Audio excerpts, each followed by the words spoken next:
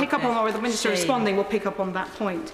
I represent, Madam Deputy Speaker, a borough, or half of a borough, that has the unenviable record of being one of the country's poorest boroughs.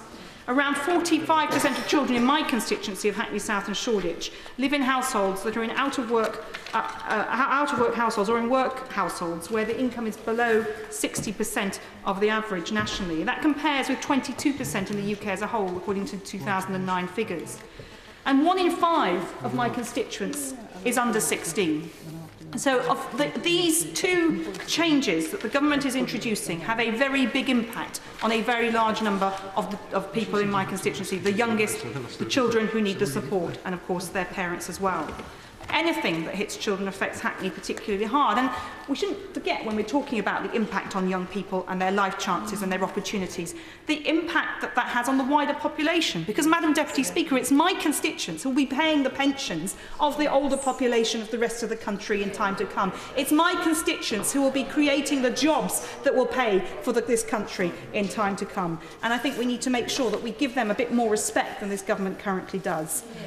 The government has form on this way. Around a third of my constituents is under 24, and this group's already been hit massively by the loss of educational maintenance allowance, which was highly taken up in my constituency by people, for example, one young woman said to me, by Thursday, when the electricity key is running out, I pay that so that she could do her homework, the house would be warm, and it was basics like that that it paid for in my constituency. And of course, I won't revisit the pain of tuition fees, which of course the Liberal Democrats have shown their true colours on. But if we turn to working tax credits, Madam Deputy Speaker, in my constituency, 12,000 families receive tax credits overall, of which of those 4,500 are families including 8,600 children in work who are receiving both child tax credits and working tax credits. And of that total of 12,000, 1,100 families are receiving working tax credit only. Those figures are from December last year. And those figures hide, Madam Deputy Speaker, real people, like the woman who came to see me on Friday and wept as she said to me, I'm working 16 hours a week.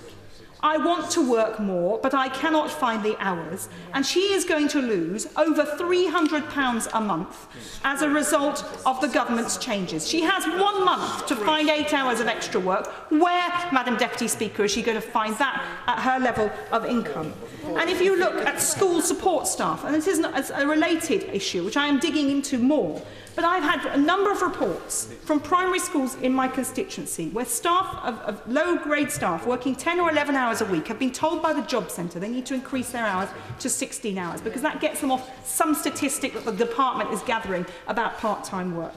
And when they go back to the school and ask for it, one head teacher had the wit to go to the Job Centre Plus and say, give me this in writing, tell me who is directing this. And they could not get that up. But those people were being encouraged to give up a good job of 10 or 11 hours a week to find some job somewhere that might be 16 hours a week. But as many of the jobs in low-level retail are on 0 hours contracts, it's very difficult to be guaranteed the 16 hours, let alone the 24. So you may get your 16 hours, have your 16 hours now on a good week and not on a bad week, but going up to 24 is going to be increasingly challenging. And I talk about my constituency, but as we've heard, up to 200,000 working parents will lose almost £4,000 a year in working tax credits as a result of these changes, which are now about 3 weeks away. And then I move on to child benefit, Madam Deputy Speaker.